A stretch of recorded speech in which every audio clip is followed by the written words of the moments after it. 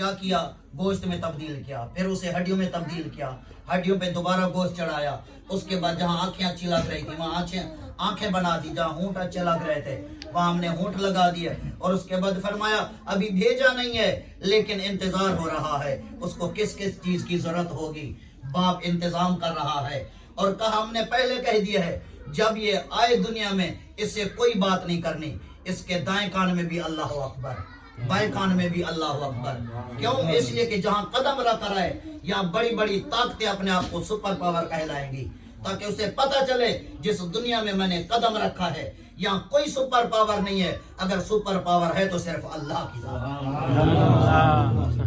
صلوات میرے محمد و آل محمد، اللہم صلی علی محمد و آل محمد۔ اور پھر 15 نمبر آیت میں ارشاد فرمائے اسی سورہ مومنون کی، ثم انکم بعد ذالک لمیتون، فرمایا اے انسان یہ نہ سمجھ میں نے تمہیں دنیا میں بھیج دیا ہے تو پھر تمہیں مرنا نہیں ہے، نہیں، ثم انکم بعد ذالک لمیتون، اس کے بعد تمہیں مرنا ہے، یعنی اس کا مطلب ہے خدا بتا رہا ہے اے انسان میں تجھے بنانا جانتا ہوں تو یاد رکھ میں تجھے توڑنا بھی جانتا ہوں، اور پھر فرمایا جب تم مر جائے گا یہ نہ سمجھ میں ختم ہو گیا اس کے بعد پھر میں نہیں اٹھایا جاؤں گا، نہیں، 16 نمبر آیت میں ارشاد فرمایا ثم انکم یوم القیامت تبعثون، قیامت کے دن پھر میں تجھے دوبارہ بنا کے اٹھاؤں گا۔ صلوات پڑھیے محمد و آل اللہم صلی علی محمد و آل محمد۔ تو عزیزان گرامی بس توجہ فرمائیں گے، اللہ نے بھیج دیا دنیا میں، اب آگئے نا دنیا میں، سورہ نساء قرآن مجید کا 4تھا سورہ، آیت کا نشان 28، خلق الانسان ضعیفا، فرمایا ہم نے انسان کو کمزور بنایا ہے، کمزور خلق کیا ہے، بادشاہ کے گھر میں پیدا ہونے والا بچہ وہ بھی کمزور ہے، وزیر اعظم کے گھر میں پیدا ہونے والا بچہ وہ بھی کمزور ہے، حتیٰ امام کعبہ کے گھر میں پیدا ہونے والا بچہ وہ بھی کمزور ہے، یہ ایک نقص نہیں ہے، سورہ نحل میں ارشاد فرمایا قرآن مجید کا 16واں سورہ آیت کا نشان 78، واللہ اخرجکم من بطون امہاتکم لا تعلمون شیئا، فرمایا اللہ نے تمہیں شکم مادر سے اس حالت میں باہر نکالا ہے، لا تعلمون شیئا، تم سب کے سب جاہل تھے، کچھ نہیں جانتے تھے، یعنی وزیر اعظم کے گھر میں پیدا ہونے والا بچہ کمزور بھی ہے جہل بھی ہے، سب سے بڑے امام کعبہ کے گھر میں پیدا ہونے والا بچہ جہل بھی ہے کمزور بھی ہے، تو اللہ نے کیا فرمایا کس کے لیے؟ جس کے لیے فرمایا میں نے نطفے سے بنایا، پھر اسے ہڈیوں میں، پھر گوشت میں تبدیل کر کے، اس ذریعے سے پھر بتایا سورہ نحل کے اندر واللہ اخرجکم من بطون امہاتکم، شکم مادر سے اللہ نے تمہیں اس حالت میں نکالا ہے کہ تم سب کے سب لا تعلمون شیئا، کچھ نہیں جانتے تھے۔ سورہ نساء میں فرمایا 28 نمبر آیت میں خلق الانسان ضعیفا، ہر انسان کمزور آیا ہے، تو مالک ہمیں سمجھ نہیں آ رہی جس کو تو نے اپنے گھر میں بھیجا ہے، آج ہم جس کی نگری میں یہ تذکرہ کر رہے ہیں جب وہ دنیا میں آیا نہ وہ جہل تھا نہ وہ کمزور تھا، اس لیے کہ وہ عالم ایسا آتے پیغمبر کے ہاتھوں میں قرآن سنا رہا ہے، اور پھر طاقت ایسی کہ وہ جھولے کے اندر ہے، ادھر ابو جہل آ کے کہتا ہے میرے رسول سے کہ تیرے چلو چچا کا بیٹا آیا ہے اور میرے پاس سانپ ہے، میں اس کے ذریعے سے شجروں کو چیک کرتا ہوں، اب اور کوئی ہوتا تو گھبرا جاتا، لیکن پیغمبر مسکرا کے فرماتے ہیں چلو، پیغمبر کو کیا پرواہ تھی، جیسے ہی گئے اور ابو طالب کا شہزادہ جھولے میں سویا ہوا ہے، وہیں جا کے اس نے تکبرانہ انداز میں جیسے سانپ کو چھوڑا، ابو طالب کے شہزادے نے ایک مرتبہ ننھے ننھے ہاتھ اٹھائے اور اس سانپ کے منہ میں ڈال کے اور اس کے 2 ٹکڑے کر کے ابو جہل کے منہ پہ مار کے بتا دیا جو سانپ کو دیکھ کے ڈر جائیں وہ اور ہوتے ہیں، جو سانپ کے 2 ٹکڑے کر دیں وہ اور ہوتے ہیں۔ اللہم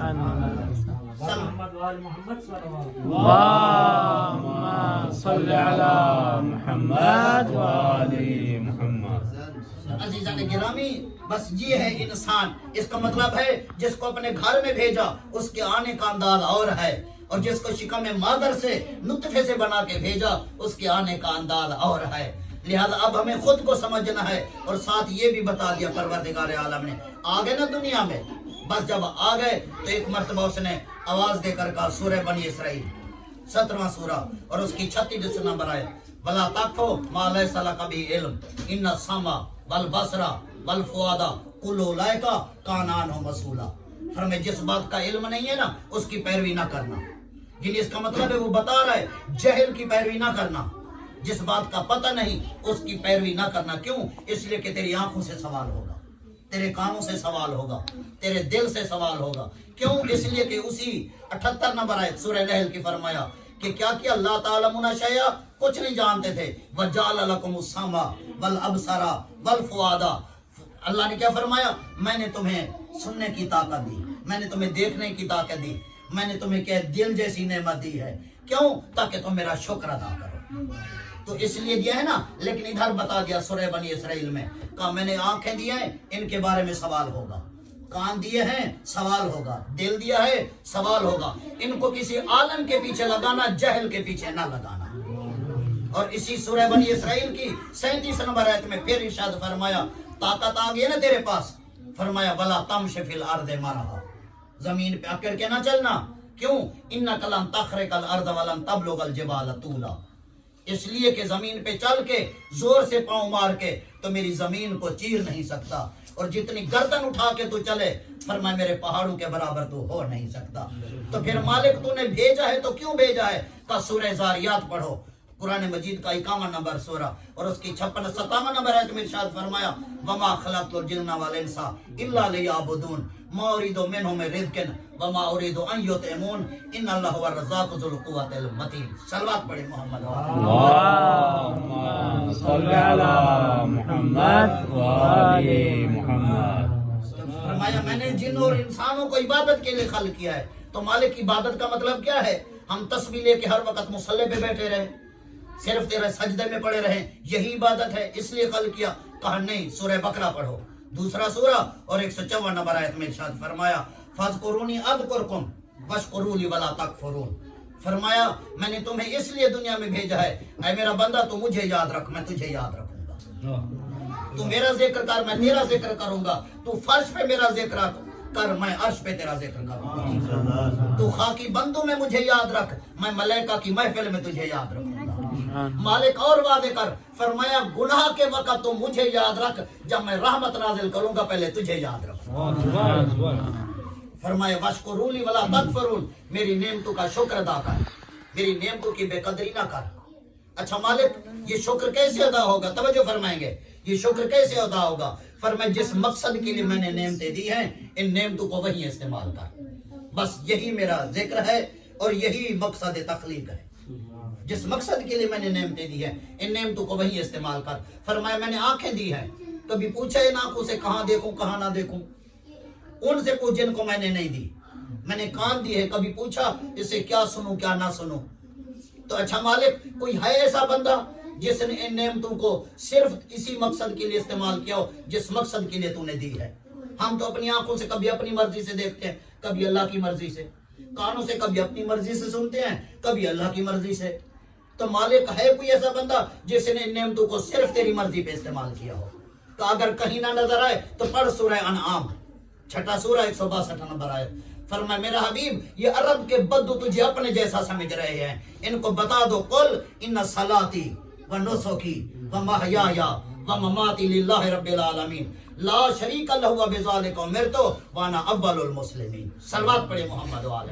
اللهم صل على محمد وآل محمد. کہ میرا حبیب ان سے کہہ دے میری نماز اللہ کے لیے, میری باتیں اللہ کے لیے, میں اٹھتا ہوں تو اللہ کے لیے, میں بیٹھتا ہوں تو اللہ کے لیے, میں چلتا ہوں تو اللہ کے لیے, میں سنتا ہوں تو اللہ کے لیے, اگر مکے میں ہوں تو اللہ کے لیے, ہجرت کر رہا ہوں تو اللہ کے لیے, اگر کسی کو بستر پہ سلا رہا ہوں تو اللہ کے لیے, اگر شانوں پہ کسی کو بٹھا کے مدینے کی گلیوں میں گھما رہا ہوں تو اللہ کے لیے, اگر کسی دروازے پہ جا کے آیت تطہیر کی تلاوت کر رہا ہوں تو اللہ کے لیے, اگر کسی کا بازو بلند کر کے کہہ رہا ہوں من کن تو مولا ہو فہذا علی مولا, تو اللہ کے لیے. اچھا مالک اب پتہ چلا تیرا حبیب وہ ہے کہ جس نے پوری زندگی میں ساری نعمتیں تیری مرضی پہ استعمال کی ہیں. کہ اس کے علاوہ بھی کوئی ہے ایسا جس نے نعمتیں صرف تیری مرضی پہ استعمال کی ہوں؟ کہاں اگر اور کوئی نظر نہ آئے تو شب ہجرت میرے حبیب کے بستر پہ دیکھ لینا. جو سویا ہوا ہے وہ یہ کہہ کے سویا ہے مالک آنکھیں تیرے لیے, کان تیرے لیے, بازو تیرے لیے, دل تیرے لیے. تو ایک مرتبہ آواز قدرت آئی जिब्राइल जाओ मेरे उस बंदे से कहो जो मेरे हबीब के बिस्तर पे सोया है और ये कह रहा है मेरा नफ्स तेरे लिए, मेरा पूरा वजूद तेरे लिए, जाके उसे कह दो अल्लाह कह रहे वा में नन्ना से मैं यशरी नफ्स हुब्तिगा मर्दातिल्लाह वल्लाहु रऊफुम बिल इबाद। अल्लाह फरमा रहा है कि या अली तेरा नफ्स मेरे लिए, तो आज के बाद मेरी सारी मर्जियां तेरे लिए। सलवात पढ़े मोहम्मद वाले। अल्लाहुम्मा सल्लि अला मुहम्मद व आले मुहम्मद। अच्छा मालिक ये तो दो हैं, मुस्तफा है या मुर्तजा है, जिसने सारी नेमतें सिर्फ तेरी मर्जी पे इस्तेमाल की है। कोई और भी है? कहाँ? सूरह दहर पढ़ो 76 नंबर सूरा, उसमें मैंने क्या कहा है? एक नहीं है 14 हैं जिनके लिए मैंने कहा है वमा तशाऊना इल्ला अन यशा अल्लाह। ऐ आले मोहम्मद तुम कुछ चाहते ही नहीं हो मगर वही चाहते हो जो अल्लाह चाहता है। तो बस अजीजा ने गिरामी मैंने बहुत जहमत दिया हजरात को, यकीनन आप उलमा हैं। बस आखिरी जुमला कि आलिम का कितना मकाम है। सलवात पढ़े मोहम्मद व आले मोहम्मद। अल्लाहुम्मा सल्लि अला मुहम्मद व आले मुहम्मद। तो कुरान से पूछते हैं, क्योंकि हमारी सारी गुफ्तगू कुरान से हुई है ना, तो ये भी कुरान से पूछते हैं कि आलिम का कितना बड़ा मकाम है। सूरह मुजादिला में कुरान मजीद का 58 नंबर सूरा और उसकी 18 नंबर आयत में परवरदिगार 11 नंबर आयत में अल्लाह ने इरशाद फरमाया, तवज्जो फरमाएंगे, यरफ़इल्लाहु लज़ीना आमनु मिनकुम वल्लज़ीना ऊतुल इल्म दरजात। फरमाया जिन्हें मैंने इल्म दिया है उनके लिए मैंने दरजात रखे हैं, एक दर्जा नहीं, दरजात। अच्छा, और सूरह निसा में इरशाद फरमाया कुरान मजीद का 4 सूरा 95 नंबर आयत में, फज़लल्लाहुल मुजाहिदीना बिअम्वालिहिम व अनफुसिहिम अलल कायदीना दरजाता। फरमाया मैंने मुजाहिद को फजीलत दी है घर पे बैठने वाले पर। कितना दर्जा था?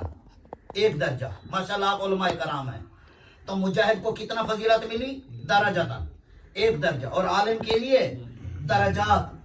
तो मालिक क्या वजह कि जो घर छोड़ा रहा है, जिसने बीवी छोड़ी, बच्चे छोड़े, माल छोड़ा, जान की कुर्बानी दी, तीर और तलवार के जख्म खाए, उसके लिए तू कह रहा है एक दर्जा। और जो घर में आलिम, फकीह, मर्जे, मुज्तहिद जो घर में बैठा है और उसके लिए तू कह रहा है दर्जात। तो मालिक वजह क्या है? तो मासूम ने इरशाद फरमाया असल वजह यह है कि मुजाहिद मैदान जिहाद में जाकर तलवार की धार से काफिर को कत्ल कर रहा है, मर्जे फकीह आलिम घर में बैठकर कलम की नोक से कुफ्र को कत्ल कर रहा है। तो अजीजा ने गिरामी इसलिए अल्लाह ने आलिम का बहुत बड़ा मकाम रखा है। और यही आलिम ही तो है जिसके लिए अल्लाह ने इरशाद फरमाया इन्नमा यख्शल्लाह मिन इबादिहिल उलमा।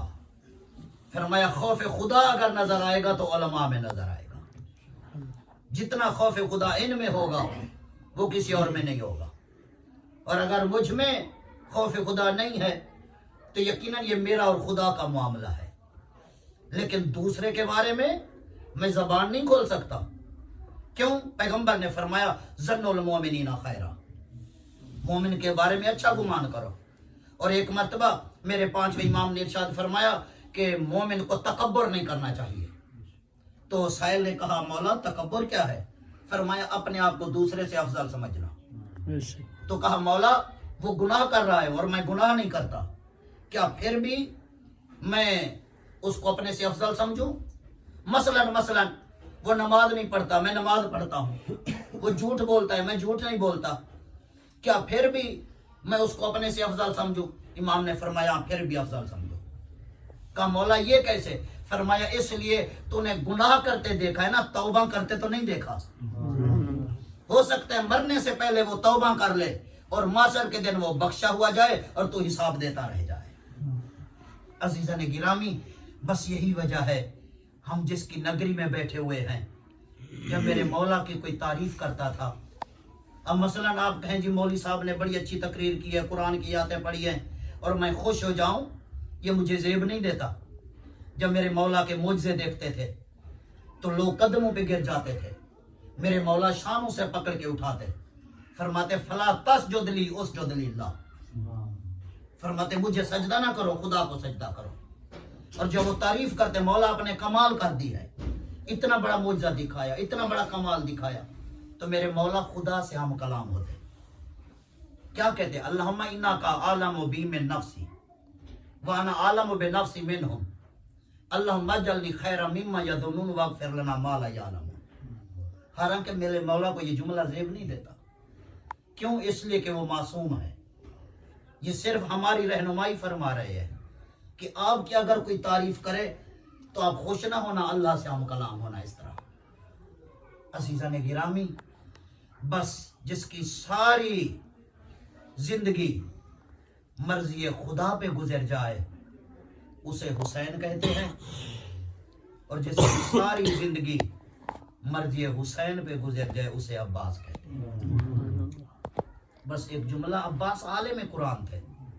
हजरत अबुल फजल अब्बास का बड़ा मकाम है, और मुझसे ज्यादा जानते हैं, उलमा हैं, और यहाँ अल्हम्दुलिल्लाह उलमा के पास, मराजे के पास बैठते हैं।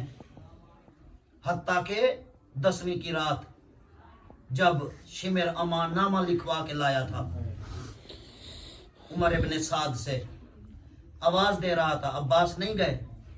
मेरे आका हुसैन ने कहा अब्बास जाओ देख तो लो ये कहना क्या चाहता है। गए, कहा आप मेरे रिश्तेदार हैं, मैं आपके लिए अमाननामा लिखवा के लाया हूं, आप हमारे पास आ जाएं। ये कहे कि जैसे अमाननामा रखा ना अब्बास के हाथों पे, उमुल बनीन के बेटे ने उठा के टुकड़े टुकड़े करके उसके मुंह पे मार के कहा तब्बत यदाक, टूट जाए तेरे हाथ जिन हाथों से तू अमाननामा लाया है। कहने लगे जिस तरह अबू लहब रसूल का रिश्तेदार नहीं हो सकता तो तू भी मेरा रिश्तेदार नहीं हो सकता। तो चूंकि कुरान में कहा है ना अल्लाह ने तब्बत यदा अबी लहब व तब, तो बता दिया ये अब्बास आलिम कुरान है। अजीज़ान गिरामी, मैं बस आखिरी 2 जुमले मसहब के इतना कह दूं, आज इस्लाम जो हमारे पास है ये किसकी मेहनत से है? ताकत एक है, सिर्फ नाम बदलते गए। जिस तरह लफ्ज़ पानी है ना, एक चीज पानी, अब इसको पाकिस्तान में पानी कहे तो आपको मिल जाएगा, लेकिन यहाँ पानी कहे तो कोई नहीं समझेगा, यहाँ माँ कहना पड़ेगा, है वही पानी वही चीज। ईरान में आब कहें तो पानी मिलेगा, माँ कहने से या पानी कहने से कोई नहीं समझेगा, चीज एक है लेकिन नाम बदलते चले गए। मेरे बुजुर्गों, उलमाए कराम, आपकी खिदमत में अर्ज करूं, जिस ताकत ने इस्लाम को बचाया वो ताकत एक है, सिर्फ नाम बदलते गए। वो ताकत मक्के में अबू तालिब कहलाई, मदीने में अली कहलाई, करबला में अब्बास कहलाई। जिसकी सारी जिंदगी मर्जी हुसैन पे गुजर गई। अमालिए शेख सदूक में एक रिवायत है, जब माशर का दिन होगा, रसूल मसनद शफात पे बैठे हुए होंगे, मखदूम कुनैन आएंगी, तो एक मर्तबा रसूल फरमाएंगे बेटी आज शफात का दिन है, कोई सामान लाई हो? अपना अजल खोल देगी और कहेंगी बाबा कफान अली शफात यादान अल मक्तुआतान ले वलद अब्बास। बाबा आज शफात के लिए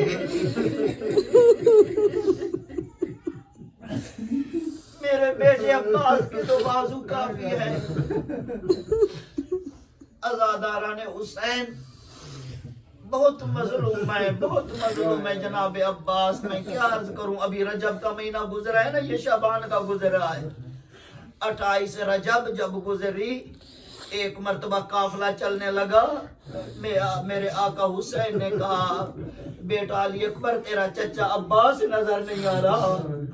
कहा बाबा दादी उमुल बनीन उसका हाथ पकड़ के रसूल की कब्र पे जा रही थी। अब जो हुसैन गए जाके क्या देखा, एक हाथ अब्बास का रसूल की कब्र पे है, दूसरा उमुल बनीन के सर पे है, और बीबी कह रही है बेटा आज वादा करो माँ के साथ मेरे आका हुसैन को तन्हा नहीं छोड़ोगे। अज़ादारा ने हुसैन मरहूम अल्लामा तालिब जोहरी एक रिवायत बयान किया करते थे कि जब 21 रमजान की रात ढली ना, तो मेरे आका ने मौला ने जब वसीयतें की सबको हसन के हवाले किया। एक मर्तबा गनूदगी के आलम में चले गए, या किसी बीबी के रोने की आवाज आई। मेरे मौला ने आंखें खोली, फरमाया अभी तो मैं जिंदा हूँ, कौन रो रही है? کا ام البنین رو رہی ہے. کا بلاؤ جب ام البنین نے کہا کیوں رو رہی ہو؟ کہا آقا میں نے دیکھا ہے آپ نے سب کو حسن کے حوالے کیا ہے، کیا میرے بیٹے عباس کا اتنا حق نہیں تھا کہ آپ اس کے حوالے کرتے؟ کہا ام البنین میں نہیں ہوں گا، تو ہوگی، اس وقت پتہ چلے گا. کہا بلاؤ عباس کو. آ گئے. کہا حسین کو بھی بلاؤ. حسین بھی آ گئے حجرے میں. بس اور کوئی نہیں ہے. پوچھتے ہیں ایک مرتبہ عباس پہچانتے ہو یہ کون ہے؟ کہا ہاں بابا یہ میرا آقا حسین ہے. کہا حسین پہچانتے ہو یہ کون ہے؟ کہا ہاں بابا یہ میرا بھائی عباس ہے. ایک مرتبہ عباس کا ہاتھ پکڑا، حسین کے ہاتھ پہ رکھا.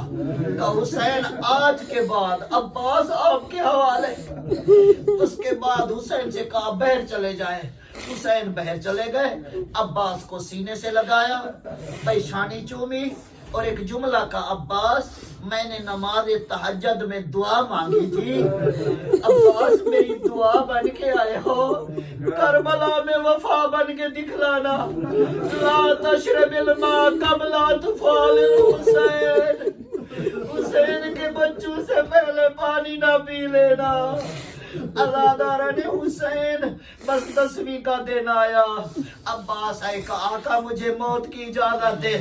میرے مولا نے کہا عباس جب بھی کوئی شہید آواز دیتا ہے میں لاشا اٹھانے جاتا ہوں، تھک جاتا ہوں. جب میری آپ پہ نظر پڑتی ہے میری ساری تھکاوٹ ختم ہو جاتی ہے.